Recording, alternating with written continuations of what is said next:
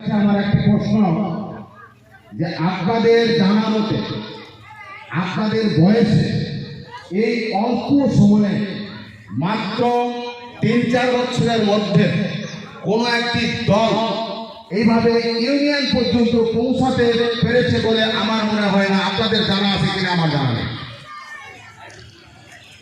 আপনারা জানেন 1971 সালে আওয়ামী লীগের মুখ্য একটি ভূমিকা ছিল। সেই আওয়ামী লীগ পরিবার এই দেশটা দীর্ঘদিন চালিয়েছে। এরপর ক্ষমতায় থেকে দল তৈরি হয় বিএনপি। জিয়াউর রহমান হাটে ঘাটে মাঠে খাল কাটা থেকে শুরু করে এই বাংলার মানুষের মন জয় করে নেয়। মন জয় করে নেওয়ার পর যেই দলটি তৈরি হয় বিএনপি, এরপর আরেকটি ক্ষমতা থেকে দল তৈরি হয় জাতীয় পার্টি।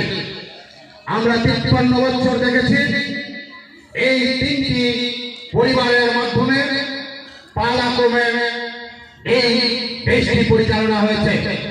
কিন্তু 1971 সালে আমরা যখন স্বাধীনতা অর্জন করলাম, গণতন্ত্রকামী বাংলার মানুষ আমরা এই 53-54 বছরের গণতন্ত্রের কোনো অংশ আমরা চোখে দেখি নাই। আমরা গণতন্ত্র পাই নাই কোথায় কোথায়। আমরা সর্বপ্রথম গণতন্ত্র পাই নাই রাজনৈতিকভাবে। আমরা যদি রাজনৈতিকভাবে গণতন্ত্র পেতাম তাহলে প্রত্যেকটা সেক্টরে আমরা গণতন্ত্র থাকতো আমাদের। এখন আপনাদের মধ্যে প্রশ্ন আসতে পারে আমরা রাজনৈতিকভাবে কিভাবে গণতন্ত্র পাই নাই। আজকে আপনারা একটু মেধা খাটিয়ে চিন্তা করেন, সেই মুজিব পরিবারের বাইরে আওয়ামী লীগের কোনো প্রধান হতে পারে নাই, জিয়া পরিবারের বাইরে বিএনপির কোনো প্রধান হতে পারে না, জাতীয় পার্টির প্রধান একজন রিক্সাওয়ালার ছেলে, একজন মুজির ছেলে, একজন নিম্ন বৃত্ত মানুষের ছেলে, সে তার যদি যোগ্যতা থাকে সে মসলাতে যাবে, সেই নেতৃত্ব দেবে। আর যদি যোগ্যতা না থাকে রাজার ছেলে রাজা হবে, মন্ত্রীর ছেলে মন্ত্রী হবে, এইটাকে গণতন্ত্র বলে না।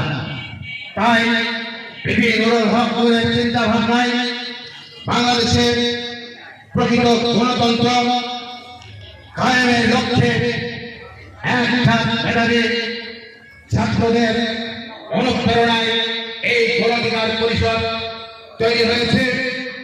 আমরা এই তিলকপুরে এই প্রথম আপনাদের সাথে ইফতার করতে এসেছি।